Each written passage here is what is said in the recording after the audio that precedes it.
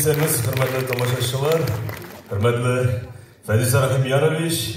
Мына теге имеш-мимешләр белән түгел, без шуннан да менә шулай һәр вакыт күрешеп торабыз сәхнәләрдә. Әлхәмдүлилләһ, һәм дә хөрмәтле кызыбызны бүген шуннан да менә беренче тапкыр 2008 елны минем концертыма кызым килгән иде. Аңа бары тик 10 яшь иде. Менә шул сәхнәдә беренче тапкыр Казан тамашачысына үзенең җырларын җырлаган иде, әйме? Менә инде ниһаять вакыт уза. Хәзер инде без сәхнәдә түгел, без тигендә генә.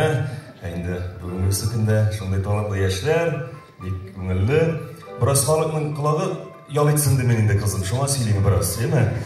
Исән-имин булыгыз, иҗатыгыз булсын кызым, бәхетле бул. Һәр вакыт шулай халкыбызга чын җырлар, чын иҗат күрсәт, әйме? Һәр вакытта тугры бул. Шуны халык җырларын һәр вакыт сәхнәгә чыгарга куясыз. Рәхмәт, яратабыз. Чынлап, Рөстәм, вакыт шул тиклем тиз үтә, хөрмәтле дуслар.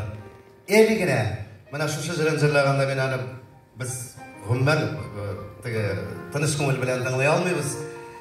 Һәр вакытта да сөйләгәндә дә күзләргә яшьләр килә инде әкренләп. Гомер тиз үтә, кызым. Һәр мизгелен, һәр минутын, һәр секундын тоеп, рәхәтләнеп, кинәнеп яшәгез кияү белән бергәләп. Еще да матур бәбиләр үстерегез, тагын да динәгә өстәп, тагын да күбрәк булсыннар. Ансы зур бәхет.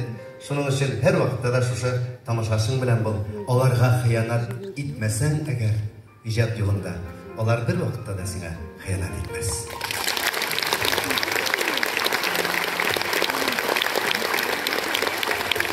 Гөлназ Асмаева.